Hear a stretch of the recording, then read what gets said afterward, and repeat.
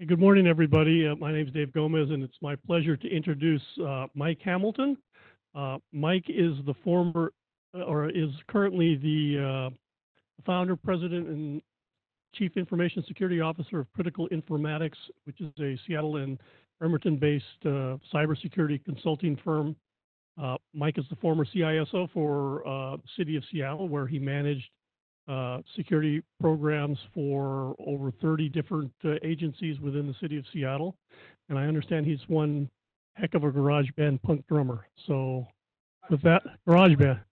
Oh, he plays in bars, so we'll have to find out. Anyway, here's Mike Hamilton. Thank you for coming. All right. All right. Thanks, everybody. Thanks for coming out. So what I want to talk about today, okay, first of all, never give the drummer microphone, okay? What I want to talk about, I want to try and split the difference here because I know that T-Mobile is embarking on some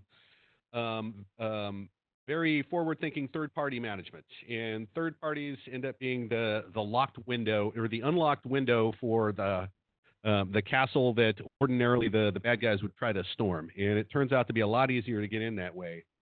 And you guys are a very forward-looking company. The other message that I want to wrap into here is more for the consumers and the employees and the folks that are trying to get a message from this, and that's about how more broadly companies are starting to look at security as a competitive differentiator, and privacy and trust are becoming super important just to staying in business. So I'm going to talk about all those things, but it is Cybersecurity Awareness Month, and so happy Cybersecurity Awareness Month, all right? Let's get this out of the way. Okay, you probably know the entire internet is booby-trapped. Everything that you see is trying to coerce you into doing something, right? And saying, hey, have this free thing. We won't be creepy and track you. But we all know that's wrong, right? Okay, so the entire internet is booby-trapped. Something like 200,000 sites a day get compromised, and you know that karaoke site you went to yesterday was fine. Today it's not fine anymore. And that's an actual example from the city of Seattle. A karaoke site took down a tarp once. So don't click on anything ever, and use antivirus. Okay, now we got that out of the way. Is Kaspersky on there? I don't believe they are, and if they're not on there. That's an interesting thing going on with Kaspersky. We can talk about that maybe. Okay. All right. So let's talk about some things that are more interesting. So I go through gobs and gobs and gobs of news 5 times a week. Anybody get the news blast? Right? Some of you do? Okay. So this comes out every morning at, now that I can automate it, at 5:15 in the morning. Because there's a whole bunch of people at Homeland Security in D.C. that read this, so it's got to go out early. There are no records left to steal. Okay, I don't know if you heard the IRS say this. They said, "Oh, don't worry about that Equifax stuff because they stole it from us. This is not even a move in the needle here." You know, between the OPM breach, Equifax, some of the other, you know, Yahoo lost $3 billion or $1 billion or whatever it was, numbers that are just too hard to comprehend. Forget it.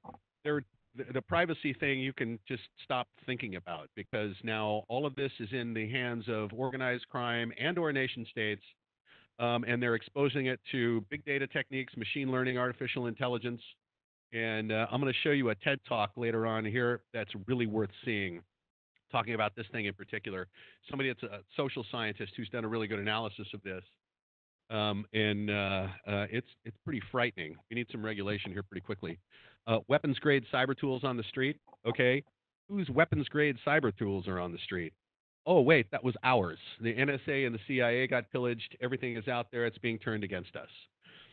Cybercrime is commoditized. You don't even have to have any skills anymore. You can buy it as a service, pay a fee, and let the bank start piling up money as people get their computers locked up. Back in the old days, way back in the 20th century when we worried about viruses. Oh, those are great days, huh? And now we're talking about disruption of critical services like the energy grid, hospitals, things like that, where the impact is not so much, hey, got a letter from my credit card company. It's, oh, somebody died. Okay, we're not going to a good place here. And I think we all know technology is being used to manipulate opinion. Again, everything you see on the internet is trying to coerce you of something. And now we're having these acts of war.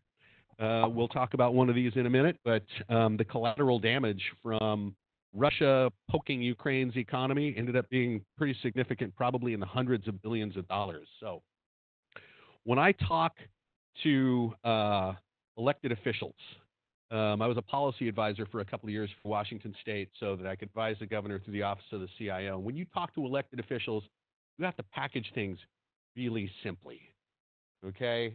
You can't talk about SQL injection, cross-site scripting, buffer overflow, blah, blah, blah. They don't care, right? They care about money. So if you think about the things that could go wrong, you can nominally group them into these three buckets, okay? So unauthorized disclosure of records. Ooh, the dreaded records breach, right? This is the thing that sucks all the air out of the room because we think records are so important. Again, they've all been stolen. Got to get over that. Theft of funds, information, intellectual property, et cetera, wire transfer fraud, CEO impersonation. I would put ransomware in there. It's actually extortion, right? It's stealing money. But then there's the granddaddy of them all, and that's critical service disruption. So critical service in the context of T-Mobile is your ability to provide continuity of operations, right? Well, okay, that's really important if you are in the private sector. What if you are in the public sector? We'll get to that in a second. Those three things that I just talked about have dollar signs that you can put around them so that we can have a conversation more about dollar amounts of liability rather than buffer overflow, SQL injection, FUD, scary cyber spookery stuff, okay? If you lose records, the average value is somewhere between $100 and $200 a record to clean that up, right? 48 states have data breach reporting statutes on the books. That's what it costs to comply with them when all is said and done. You got 1 million records, you have $200 million potentially in liability. That makes it easy to have the conversation, hey, why don't we bust out $50,000 for controls to lower that risk? That's a conversation you can have, okay? The theft, when I say it's $75,000 to $1.2 million in our region, $75,000 was Skagit Transit. $1.2 million was Leavenworth Hospital, gone. There's one company that wired away $17 million because they got instructions from the CEO to wire away a payment to a steel company for shipbuilding materials. And they did it, gone. Once that money goes to Belarus, you ain't getting it back, okay? And then there's the granddaddy, okay? Anybody know what a human life is worth? I don't. I think Boeing does. I think they have to calculate that for purposes of plane wrecks. And they got to know what that is, but it's not a number I've ever seen. But when we're talking about this trend going towards disruption of critical services, and you're talking about things like 911, we could be talking about loss of life. So just here's some fun in the public sector. Here's people messing with 911. Here's people taking down. This one was interesting. This is the crooks inserted themselves into the payroll database and just started getting checks. How awesome is that? Man. Okay, when Inglewood, Colorado got hit, the big thing was not, ooh, our computers are all locked up. It's they had no way to take money. So it was a double whammy revenue hit for them. So in the public sector, and all the time I spent working for the city of Seattle, this is what became really apparent. We focus a lot, and Homeland Security focuses a lot on 16 critical sectors: dams, water, finance, energy, health, blah, blah, blah, blah, blah. Your local government does all of this stuff. Your local government manages traffic, does communication systems for law enforcement, public safety, purifies water, treats waste, removes stormwater, conducts emergency management. All of that stuff is enabled by, and in some cases, completely dependent on IT. That's incredibly easy to knock over. All right? Think about that. AT&T is not the communication sector I care about. 911 is the communication sector I care about. That's my soapbox. We're done with that. Okay. All right, so here's some interesting things going on. Now, what I'm trying to do is wind a story around these things that are going on and talk about how trust and privacy are becoming extremely important to business and U.S. consumers and how this needle is starting to turn. Okay, so anybody heard of this Mirai botnet? That a lot of you have, right? So this is stuff, junk put on the internet. Everybody needs a refrigerator that tells you when you're out of milk because you never would have known otherwise, right? So all this stuff that people put out there, especially in the context of business in the private sector, trying to optimize energy in buildings and things like that, this all has gone out without any regard to, hey, let's configure it properly. And let's make sure that there's a plan so that when a vulnerability is identified, there's a patch. And we know who's going to apply the patch. And we know how long that's going to take. None of that happened. So everything goes out with default passwords. Shodan finds everything. Everybody jumps on board, starts using default passwords, takes over this stuff, turns it into a giant botnet for distributed denial of service. Whoa, that sucks. Okay, so that happened. That turns out to have been only round one. And now this other thing is happening. So this is from this is a graphic from Ixia. Ixia makes really interesting little modules that will replicate traffic so that you can sample it. So this is one of the things that we use. We monitor networks for bad guy stuff, and it'll take a span port, it'll replicate it. But anyway, they have a network of honeypots, and so they're seeing this thing built. Did anybody go to the Agora meeting, the last Agora meeting, where F5 talked about this, and they said we are seeing way more traffic that can be accounted for by the existing IoT botnets. Something is going. Well, now we know. So they're calling this Reaper because in our business we have to have scary names. Probably, maybe because it's October. I don't know. It's a Halloween thing. But this thing is getting really big. The evolutionary step was they're not just looking for default passwords. They're looking for all kinds of vulnerabilities in all this IoT junk being put out there. So again, it's not just that it's configured improperly. It's that it's not manufactured properly. It's got code problems, and these are being exploited by whoever's behind this botnet. Interesting piece out today was in today's news blast about these guys are making mistakes, and they may be more amateurish than we thought. This may not be, the giant thing that's going to crush us all. It absolutely has the potential for that, so we're just going to see. Okay, so what's going on here? Is T-Mobile doing things like this, putting in thermostats that automatically control room settings when somebody is in or out of the room, and all the different kinds of lighting control and other IoT, and boy, I hope you're doing that right. So now we're starting to get into where you need to manage your third parties to do this, because all of these things need to be done. So the manufacturers, they have to be held to a standard. And your product needs to be free of known security defect the day we buy it. We know it's not going to stay that way. So there needs to be these further plans, right, and this delineation of roles and responsibilities and who's going to do what when the stuff goes bad, because it's going to go bad. And if it does go bad, it's going to get taken over real quick. I think it's part of a really interesting phenomenon where the changes that are going on right now, we are shoving all of our data center out into the cloud and bringing in all kinds of really poorly configured junk inside the building, right? Both of those things are happening. For a company like us that does monitoring, this is particularly challenging, especially when you're talking about software-defined networking and microsegmentation and things like, Amazon's Lambda service where containerized applications are popping in and out of existence, right? How do you get a handle on that? So when you do procurement, you have a tool here that can be used to go forward with the requirements that you want to see met with your vendors. And you don't necessarily have to say, we're not going to require you to have third-party assessment of your product or your service or whatever, but we're going to score you a little better if you do, right? When you do a competitive procurement, right, you're looking objectively at how people meet requirements, how companies meet requirements. Your procurement needs to require some of these things. Integrators, when the integrators put this stuff together, whether that's you or somebody else, it's another third party to worry about. Integrators got to do this in such a way that it's not completely default when they set it up. And some thought has gone into network segmentation and some of the other technical characteristics of this. And then when it finally gets down to operations, okay, operations is responsible for part of that as well.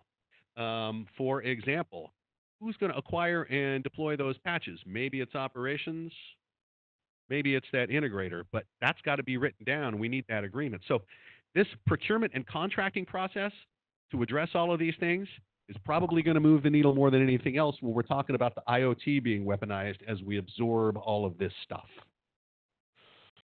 Okay, so Congress, such as it is actually trying to work on some of these things. So here is a bill that will probably go somewhere to create a cybersecurity seal of approval. I would rather have DARPA work on this than Congress. I believe that they started an initiative here, and then Mudge, who was running DARPA, went to a private sector company, and haven't heard of it in a while. So the Cyber Shield Act, voluntary cybersecurity program for the Internet of Things things. I don't know what the Internet of Things is.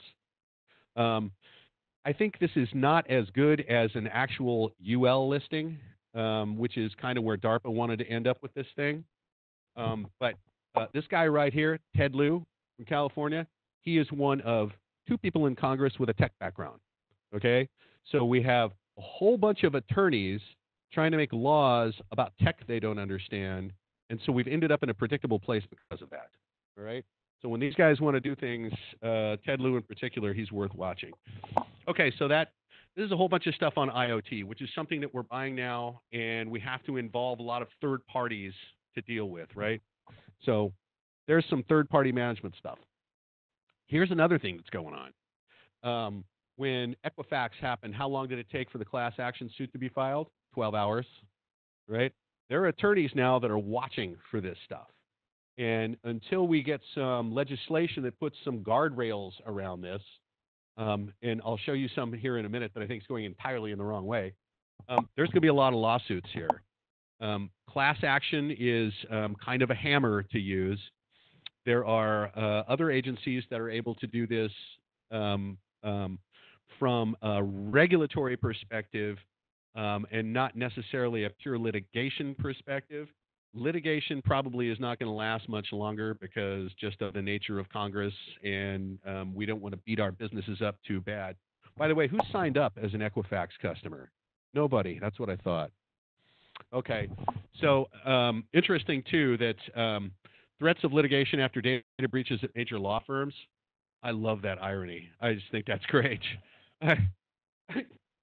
You gotta admit, there's some things in this business that make you feel good. That's one of them. And by the way, one of the first industries that's probably going to be outsourced purely to artificial intelligence, legal. Okay, and it's not just the consumers getting on board and suing everybody. It's also shareholders. So if you're a publicly traded corporation and the share price drops precipitously because there was negligence involved in when Target had a FireEye box that was saying, look at me, something's going on, look at me. Nobody was looking at that. That's considered to be negligence, ends up with a class action suit, and you're able to pierce the corporate veil. So this has executives scared like crazy. Interesting thing here, too, they say that it's and there's some question about this because I think this is in courts right now. Even if you're not able to demonstrate that anybody saw any harm, nobody actually suffered a financial loss, we're still going to sue you. And I think as we start to see share prices drop after news of previously undisclosed breaches emerges, I think we'll be seeing more securities fraud suits as well.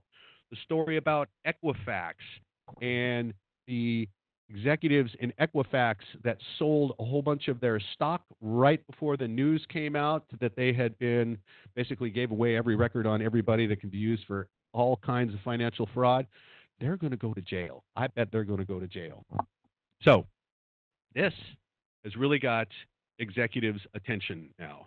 All of the stuff about cyber and criminals and blah, blah, blah does not impress executives like the threat of going to jail. So, okay. And then there's this. Okay, so This is what I meant about the wrong direction. Okay, so I kind of see the value in protecting companies from just tons of class action suits and unending litigation and the stranglehold that could put on the economy, which it makes a little bit of sense because in a capitalist society, we can't just kill our corporations this way. And there are still other ways that they can be held accountable without these class action suits. Equifax is probably going to get the death penalty one way or another. They're probably going to get acquired like Yahoo got acquired for a song, right? Way to go, Verizon. I wonder if Verizon did it. Am I allowed to say that when in here? It's probably okay, right? Okay. So here's the U.S. Senate, right? They don't want everybody suing everybody because of this. And, you know, if you think about, you know, this issue of cyber insurance, right? Cyber insurance, okay? We are insuring you against primarily records disclosure. Forget the other thing. Forget losing a water filtration plant and people dying. If you lose records, we'll insure that, right? That's like insuring for rain in Seattle, okay? That's such a predictable event that it's not even worth insuring, right? You want to insure against a hurricane, right? A low-frequency, high-impact event. Okay, so I kind of understand what the Senate's doing here, but we still have the Federal Trade Commission.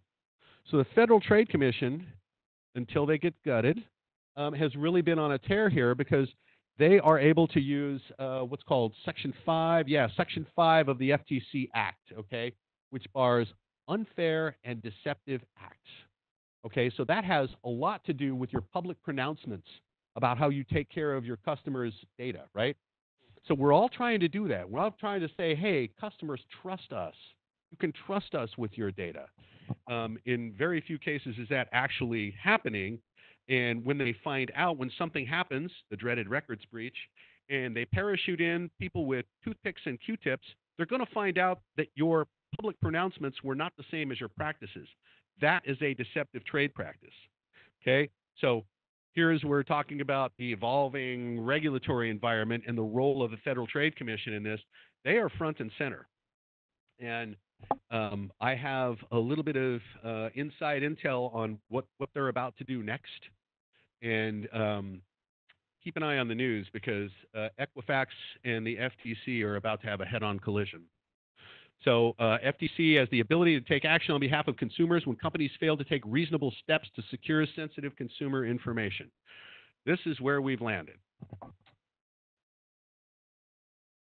Okay, let's pivot away from that now. I think it's obvious that with lawsuits and some of this regulatory stuff, companies are really starting to get the message that they never got before. Right? There's always when you conduct risk management, you can always accept risk. Okay, that's the 1979 Ford Pinto method of risk management, and most of you in the room are too young to know what the hell I'm talking about. Okay, so they blew up when they got rear-ended, and Ford said, "Okay, we'll accept that risk because it costs less to pay off dead people than it does to fix all the cars." That's how you accept risk. Well, we've accepted a lot of risk up to now. But as executives are starting to be threatened with gross negligence and piercing the corporate veil, unfortunately, that's what it took to get us to go to the right place. Well, here now we're talking about not so much organized crime, we're talking about nation states. Okay, so weaponized NSA tools, one was called Eternal Blue, and that came out as the WannaCry global attack, and that was actually ransomware, and that was actually criminal. We think, everybody thinks, that it was actually a nation state that did it, but that did it to make the money. So we think North Korea ran that in order to get money, okay? Because North Korea's economy probably not so good. And then it came back, and we called it NotPetya, right? Because we have weird names for stuff. And this was disguised to look like an organized crime thing, but it was not. This was a nation state poking another nation state. And the collateral damage ended up being Maersk, the shipper, right? $300 million is what it cost them. All these companies, not us. This one in particular was interesting. And in fact, the previous one, remember, it took down the national health system in the UK for weeks and weeks. This one is interesting, Nuance, right around the corner from our palatial Seattle offices. Nuance does medical transcription, right? So I talk, prescription writes itself because doctors apparently never learned to write legibly. When you start to tally up all the collateral damage from the businesses, right? So none of these are Ukrainian. This is going to be in the hundreds of billions of dollars. All the hospitals, and we talked to a lot of hospitals, they have to fall back to pencil and number 2 paper to do transcription. Pencil and number 2 paper. Yeah. Glad everybody's paying attention. But that they had to pay overtime. So the cost of this is really going to get big. Now, here's the thing. How did one nation state do this? They penetrated a tax preparation company. And lots and lots and lots of companies, and this was a Ukrainian company, used that tax prep software. And when they decided to pull the trigger, everybody got hit. So third parties, fourth parties, nth parties that used that software propagated up to take down a global shipper, resulting in no ships, no trucks, no stuff on shelves, no nothing. And it was an accident. It was collateral damage. They weren't the target. All right? This is bad. Caused by a third party. Okay? All right. So where's this got us? All right. Everybody is looking at third parties, nth parties, etc. The supply chain turns out to be really super important. When I was talking about local government and everything it does to keep you alive, local government is the unlocked window to get you to state and federal government, right? So we've been dealing with this for a while, trying to seal that up. But now we're worried about everybody that does business with everybody else. Standards applied at procurement is the way that you can deal with this and not become part of this damage. I don't think it's ever going to be perfect, but allows you to do what the payment card industry did, right? So the PCI data security standard is not designed to secure cardholder data. It's designed to move liability away from issuers and acquiring banks onto merchants. That's what it's for. We need to start moving liability for some of these things onto the third, fourth, nth parties, because if it ends up being us going down, we got to be able to blame somebody, right? Our practices are good, and if theirs are not, they're going to have to pay the price. All right, so let's look at some examples, right? Because I want to talk a little bit about this. The existing regulatory requirements out of this Congress, we're not going to get regulatory nothing, right? I think that's pretty clear. So the existing regulatory authorities through the rulemaking process are starting to reach out and encompass third parties in expanding their purview. So here's some of these, all right? So we know who did target. What was the cause of this? Anybody know? HVAC vendor, thank you. Sonic Drive-In, right? Which, this is a travesty right here. Sonic Drive-In, their point-of-sale systems were compromised, and the credit cards were getting skimmed, and it was their point-of-sale vendor that got compromised. And so they were just installing pre-compromised stuff, right? All about third parties, okay? So this is the Office of the Comptroller of the Currency, the OCC. The OCC regulates banks. Banks have to go through more cybersecurity examinations than anybody.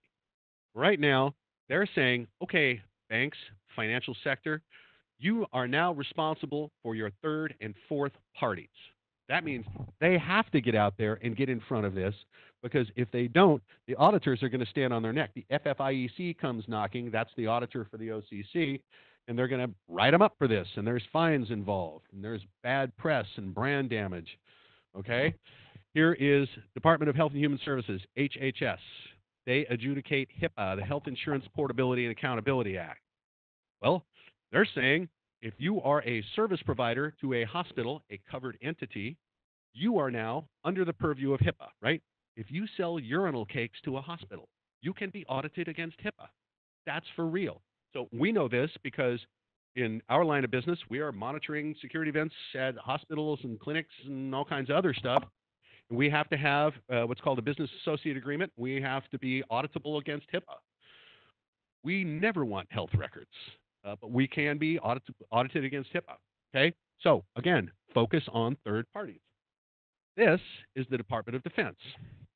The Department of Defense says that if you are a vendor, contractor, service provider to DoD, by the end of this year, and we're running out of this year, you have to be compliant with the DFARS requirements, Defense Federal Acquisition Regulation Supplement.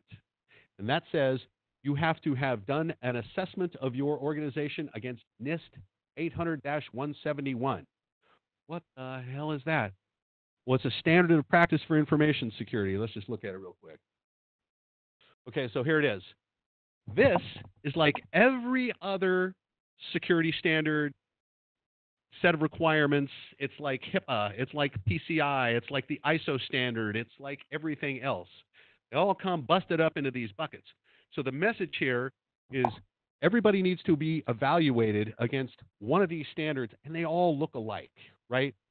I like to think of them as, PCI is a taco, the ISO standard is a burrito, and this one's a tostada, okay?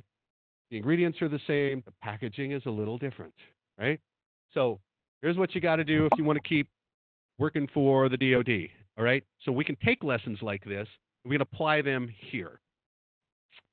Okay, one more thing about OCR and business associate HIPAA audits coming. Let me just say briefly that I spent a very long time doing security consulting. I was the managing consultant for VeriSign. I worked at Walmart headquarters in Bentonville, Arkansas for a year and a half. Don't ever go there. And now that I'm on the other side of this audit thing, it kind of blows. Having people come audit me is not really very much fun. Okay, also, it's becoming more of a requirement that we have to tell our business partners, if something happens to you, you got to tell us. I'll just leave you with that because this throws even more sand into these gears. Okay, so let's read these tea leaves, right? Lawsuits finally got us on the radar, okay? Executives are paying attention now. Not so much because we can cast this in terms of dollar amounts of liability, but because they're afraid of going to jail. This is for real, all right? Regulatory authorities are expanding their purview out to third parties. Everybody has to vet vendors, and here's the message. Trust is becoming table stakes for business. There has been a little bit of talk lately on how security is becoming a competitive differentiator. And I actually, when I was at VeriSign, I wrote a paper, Security is a Competitive Differentiator, back in like 2004.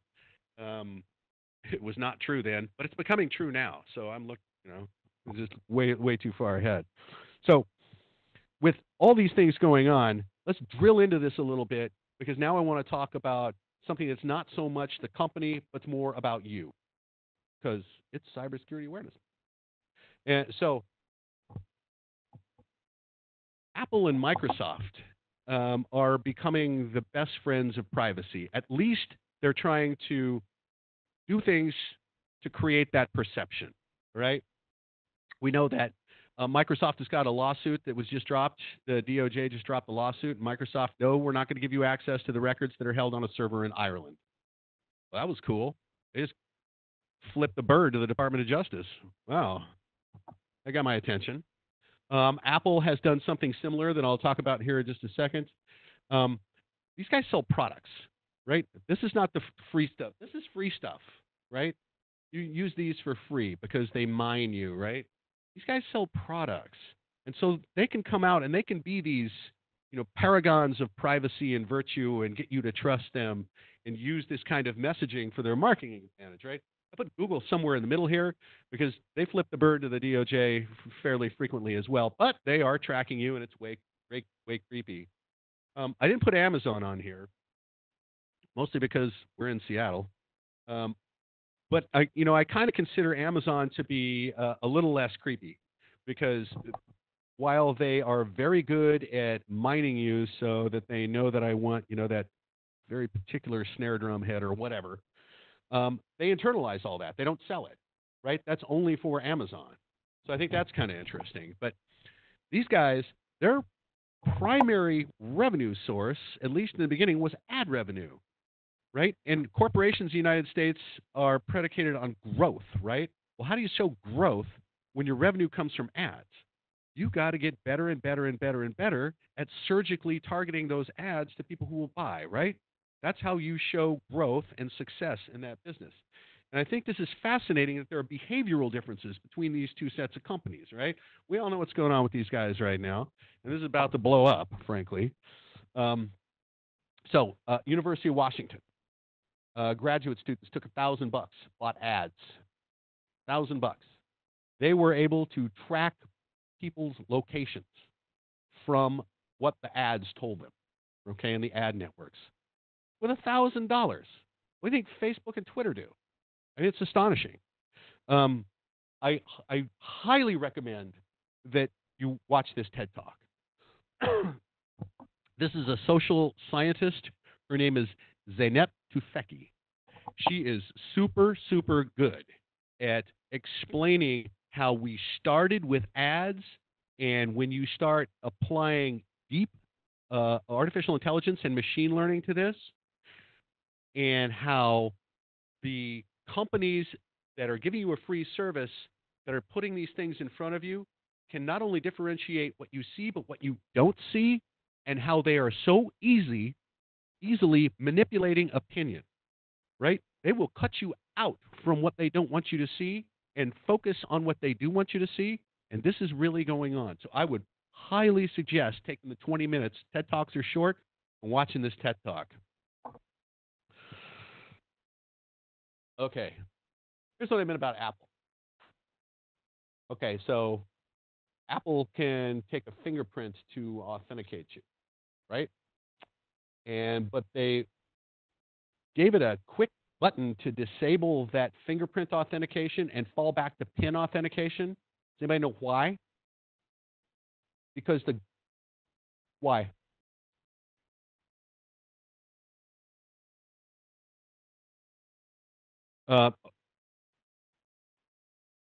Close enough. Yes. Okay, so the government can compel you to give something you are to authenticate to that device, but not something you know. So here's Apple going, here's the middle finger of the government again, right? We all saw the whole encryption thing, but ask yourself, why are they doing this? Well, number one, it's because they want to sell more stuff.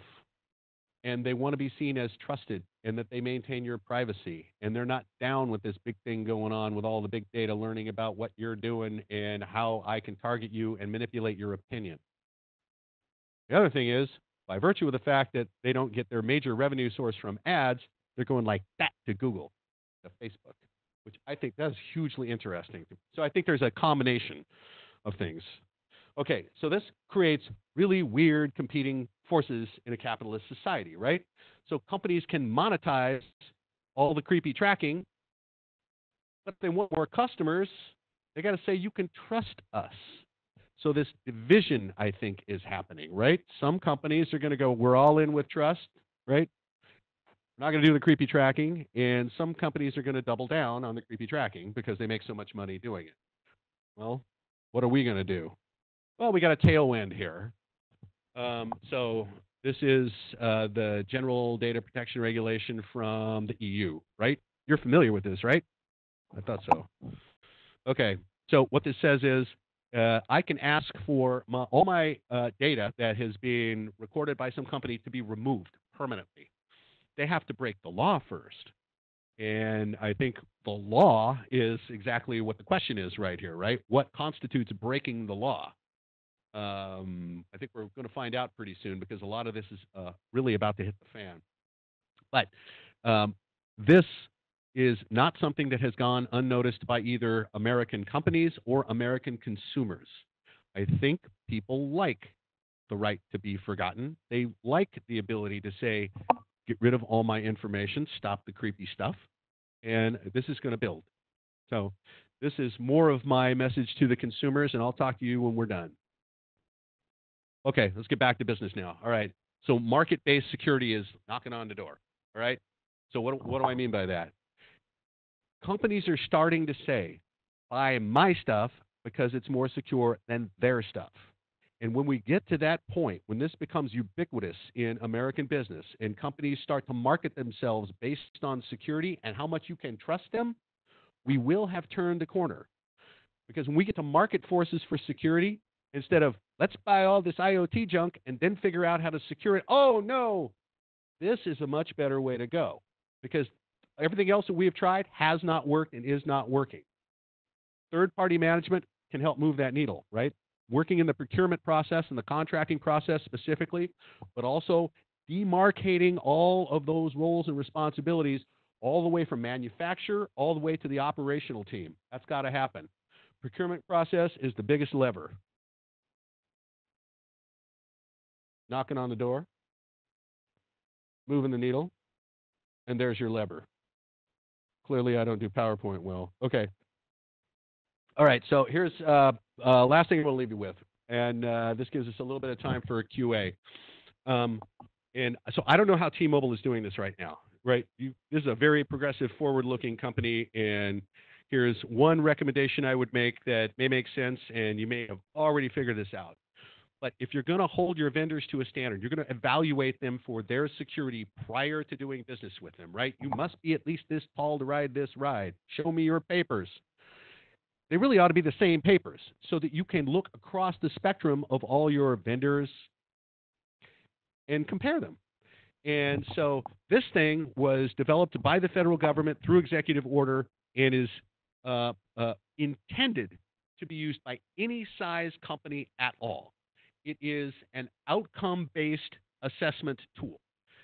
So it doesn't say you have to have all these prescriptive controls in place. It says remote access is managed. We don't care how you do it.